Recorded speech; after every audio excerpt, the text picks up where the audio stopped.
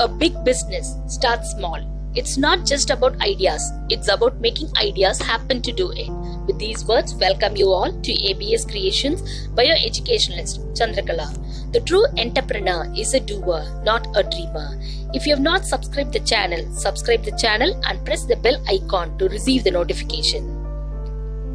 So in this session, we will discuss about agro-based industries under manufacturing industries part 3, grade 10. So in the previous video, we have discussed about how the industries are classified on various bases, such as on the basis of source of raw material, on the basis of the main role played by the industry, on the basis of capital investment, on the basis of ownership, and on the basis of bulk and the weight of the raw material and the finished good.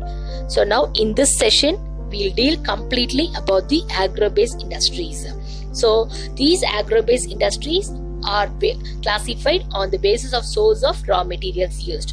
So what is agro-based industry? Agro-based industry is nothing but the industries which depend upon the agricultural raw materials. For example, we can say sugar industry, cotton textile industry, jute industry. So under the agro-based industries, we are going to learn about cotton textile industries, jute textile industry and the sugar industries. So before we deal with each concept here, we should know what is textile industry. So the textile industry are the industry which comprises of cotton textile as well as the jute textile, which depend upon the source of raw material from the agriculture sector.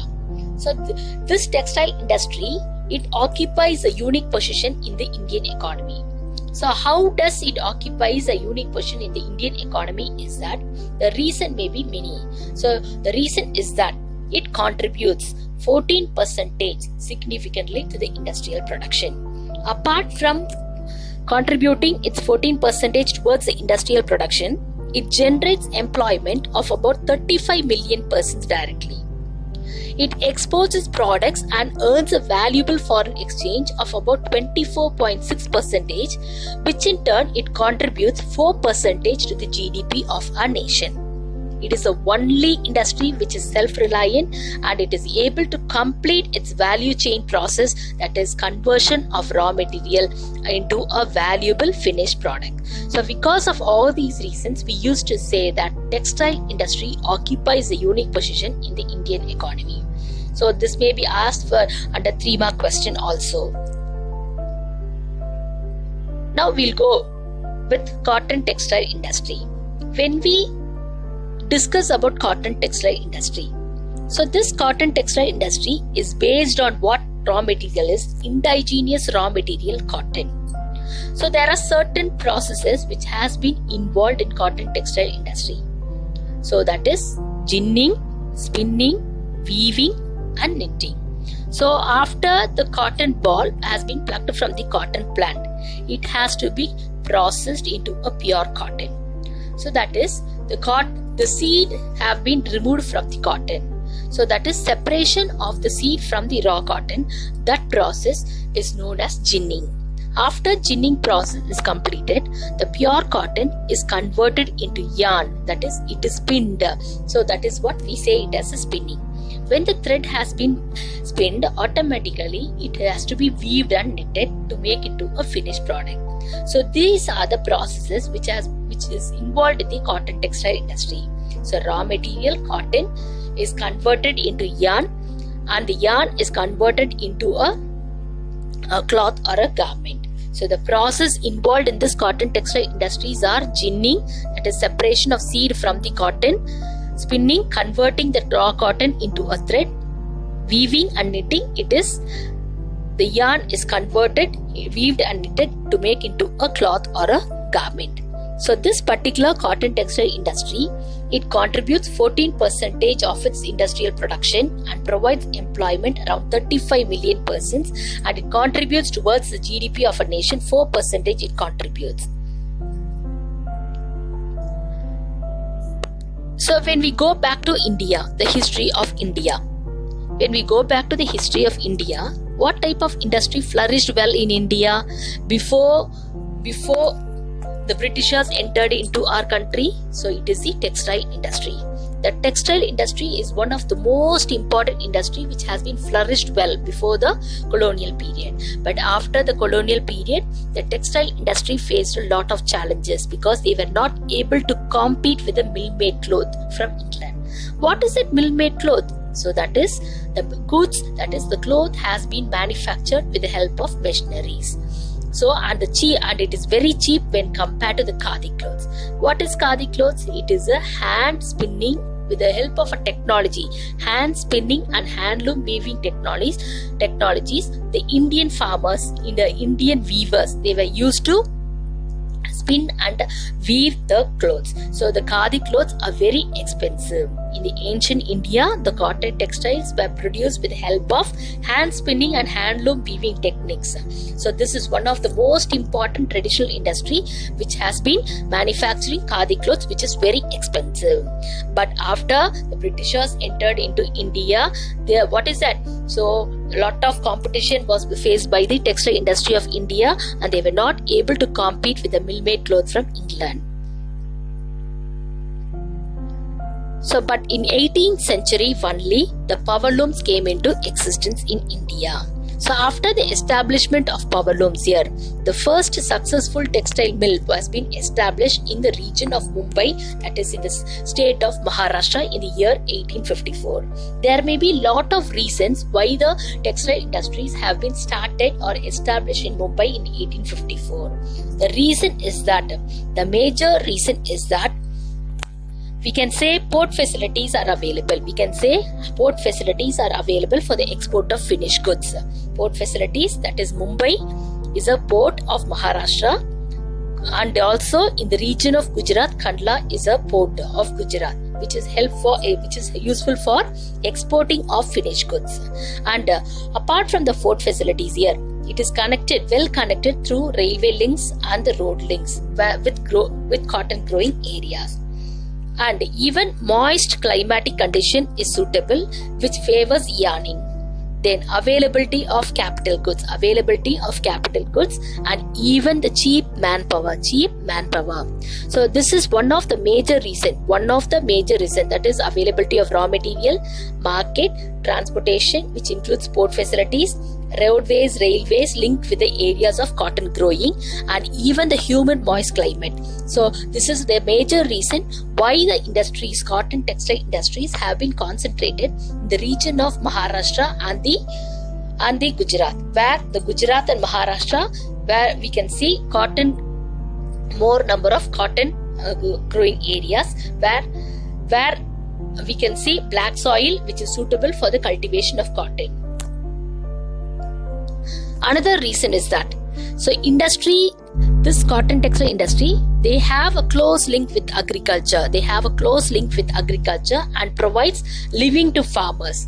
And not only living to farmers, even to the cotton ball pluckers, workers, and even to the workers engaged in the ginning process, spinning, weaving, dyeing, designing, packaging, tailoring, and sewing. So because of all these reasons also, we can say that cotton textile industry are concentrated in the cotton growing belt of Maharashtra and Gujarat. Another reason is that this particular industry, cotton textile industry, it also supports the other types of industries like chemical and dye industry, mill stores, packaging materials, and even engineering work to carry out all these activities. So what is that? Agriculture, this particular cotton textile industry also supports the other industries.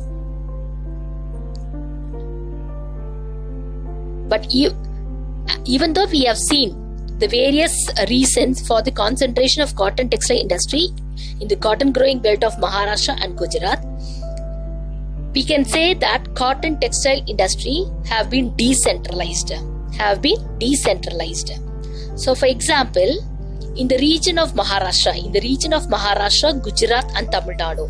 In the region of Maharashtra, Gujarat and Tamil Nadu, spinning process continued to be decentralized in the regions of Maharashtra, Tamil Nadu and Gujarat. And weaving is highly decentralized. The major reason why weaving is highly decentralized is that to provide scope for incorporating skills and designs of weaving in cotton, silk, zari, embroidery, etc. So weaving supplies low quality fiber. Why weaving supplies low quality fiber is that high quality yarn is not used. Why high quality yarn is not used? We have the cotton growing belt of Maharashtra and Gujarat. More number of cotton is cultivated. But why there is a lack of high quality yarn is that the reason behind it is that high quality yarn is exported to the other countries and we are using only the low quality and even a short staple cotton. So this is the reason why the cotton textile industry have been decentralized, both the spinning activity and the weaving activity. So from India, to which countries it is exported and which country it imports the cotton from our country. So the most important country where India exports its yarn is Japan. So India exports yarn to Japan. Whereas the buyers, who were the complete buyers is that buyers of the world is that we can say United States of America, UK, Russia, France, East European countries, African countries, Nepal and even Singapore. So India exports yarn to Japan. Which are the countries which import, that is buy the product is that USA, UK, Russia, France, East European countries, Nepal, Singapore, Sri Lanka and African countries. Now let us see the reason for our spinners to export yarn. So what is that? Previously, mostly we are exporting yarn. So low quality fiber we are using, but we are exporting the high quality fiber. So reasons why the spinners of our country are exporting yarn is that the weaving, knitting and processing units cannot use much of the high quality yarn that is produced in the country. So what is that? The weaving, knitting and the processing units of India, they are not able to use the high quality yarn which is produced in our country. So what happened? So they export automatically, the spinners export the cotton yarn, while the apparel garment manufacturers, so what is that? The garment manufacturers, they import the fabric from the other countries.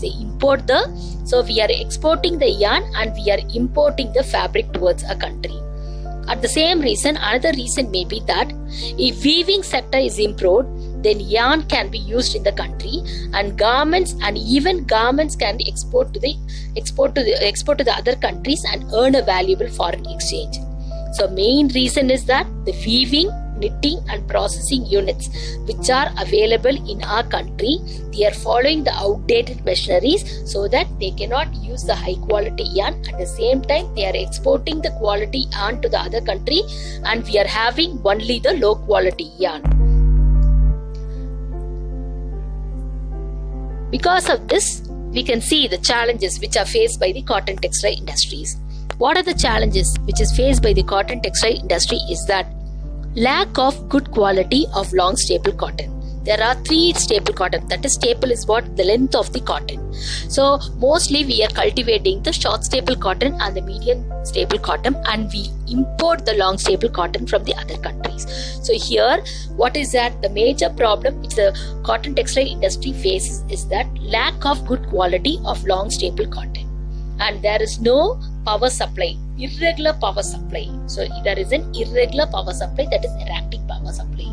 So as we have learned in the previous concept, weaving, knitting, spinning processing unit, they are not using the high quality yarn. What is the reason behind it? Outdated machineries. And with the help of outdated machineries, the output of the output of the labor and the output of the production will be very less, low output of labor. Then because of this, we are facing stiff competition with the synthetic fiber industry.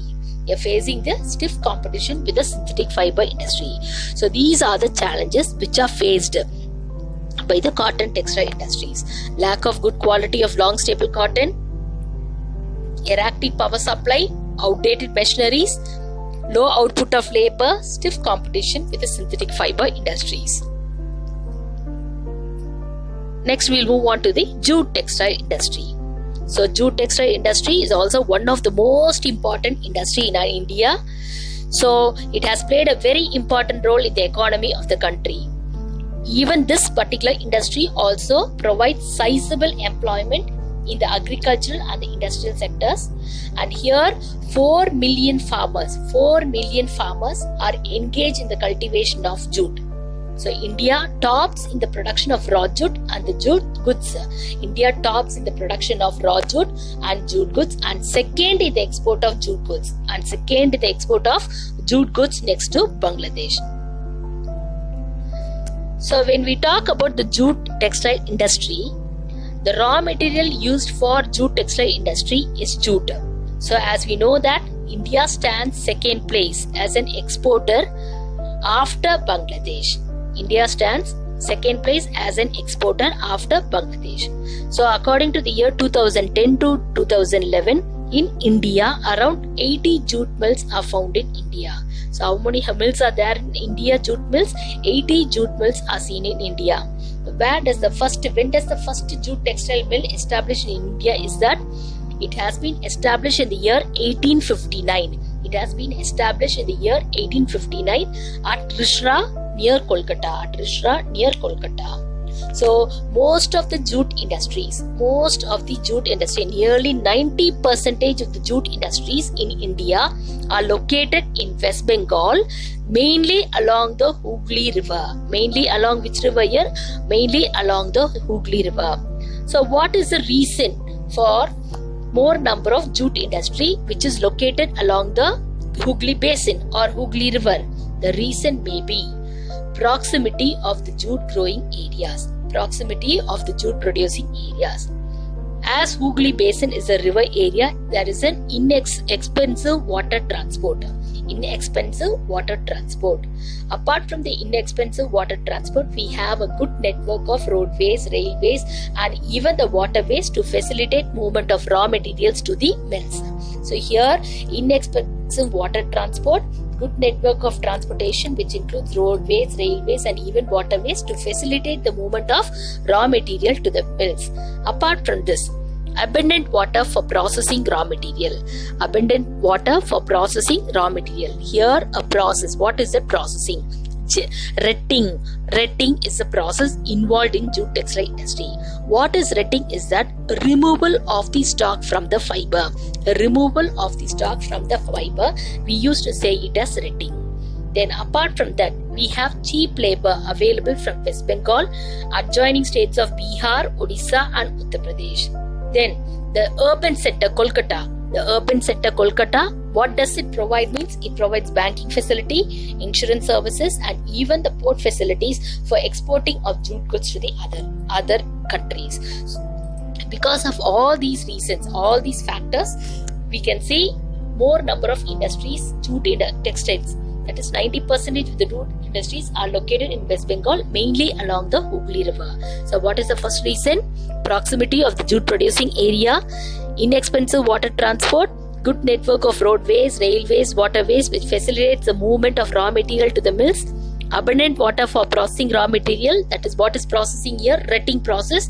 What is retting? Removal of the stock from the fiber. Then cheap labours in and around the regions of West Bengal. Then Kolkata, which is acting as a large urban centre. It provides banking services, insurance services, port facilities for export of the jute goods. Even though, what is that? More number of industries have been concentrated in the West Bengal region.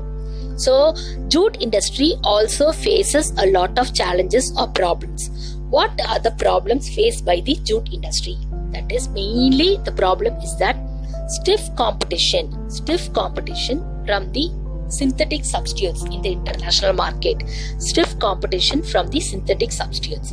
The second problem is that world competitors, they are facing Indian jute industry is facing a lot of competition from the world competitors like Bangladesh, Brazil, Philippines, Egypt, and Thailand.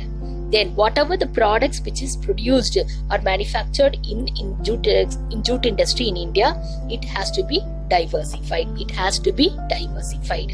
So to overcome these challenges, certain measures have been taken by the government under the National Jute Policy of 2005. What was the objective of the National Jute Policy is that to increase the productivity by improving the quality, ensuring good prices and enhancing the yield per hectare. So what is the measure, most important measure taken by the government of India under the in the year 2005? It is National Jute Policy. The aim is to increase the productivity of jute textile by improving the quality, ensuring good prices and even enhancing the yield per hectare.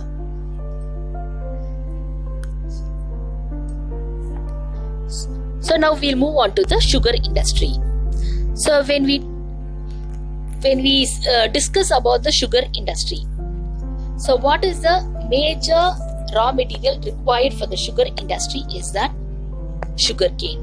So Indian sugar industry is the second largest agro-based industry in India.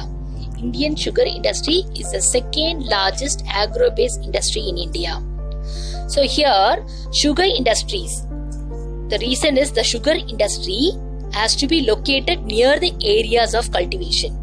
Sugar industries has to be located near the areas of cultivation. What is the reason behind it is that sugar is a weight losing raw material. Once it is harvested, immediately within 24 hours of time it has to be crushed. It has to be crushed. If it is not crushed within 24 hours, it will lose the sucrose content. The final yield of the sugar from sugarcane will be very, very less. So we say that the sugar industry has to be located near the sugarcane growing area. So sugarcane is the most important raw material. We say it as a bulky and the weight losing raw material. In India, we can see around 662 sugar mills are found in India according to the year 2010 to 11. So in 2010 to 11, it is seen that 622 sugar mills are found in India. So this industry, sugar industry, can be said as seasonal industry as well as cooperative sector industry. This industry can be said as what? Seasonal industry as well as cooperative sector industry. So here we can see these regions: Uttar Pradesh, Bihar, Gujarat. Uttar Pradesh, Bihar, Gujarat. So all these three states, they come under the subtropical zone. Maharashtra, Karnataka, Andhra Pradesh and Tamil Nadu, they lie under tropical zone. So there are two varieties of sugar canes cultivated in India, that is tropical sugarcane and the subtropical sugarcane. So because of the two conditions of the climatic condition, depends upon the climatic condition, the sugarcane is cultivated. So we say it as seasonal in nature. We say it as what? Seasonal in nature. So most of the sugar industries, so in the previous slide we have seen Uttar Pradesh, Bihar, Gujarat, Maharashtra, Andhra Pradesh, Karnataka, Tamil Nadu. We can see sugar industries are concentrated in these regions, seasonal wise. But it is clearly understood that more number of sugar industries, they have been shifted from the southern towards the Maharashtra region. What is the reason behind it? Why more number of sugar industries have been shifted towards the Maharashtra region is that the cane produced in Maharashtra is having a high sucrose content. So we said that cooler, already we have discussed, hot, humid coastal climate, it favors the yarning process.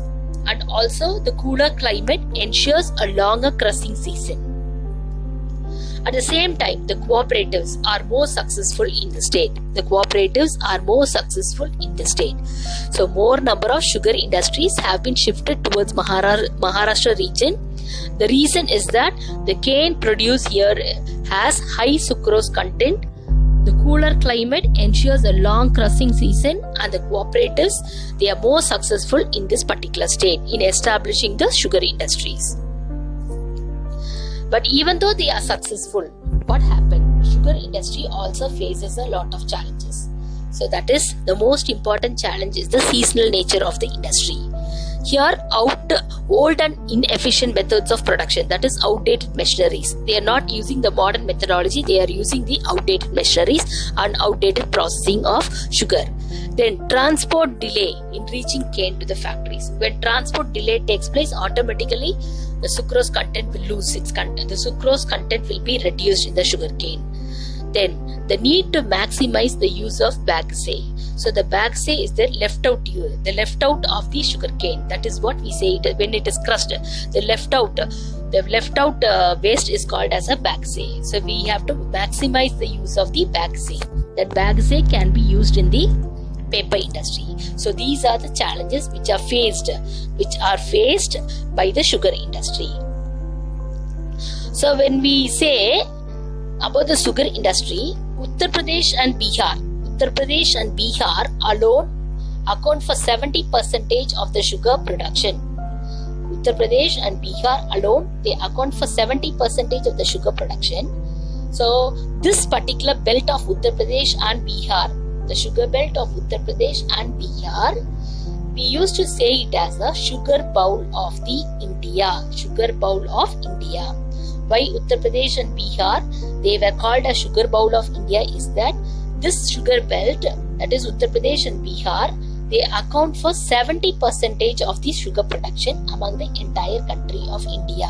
So that is what we say it as sugar bowl of India. So I think you understood this concept. In the next video, we will discuss about the mineral-based industries.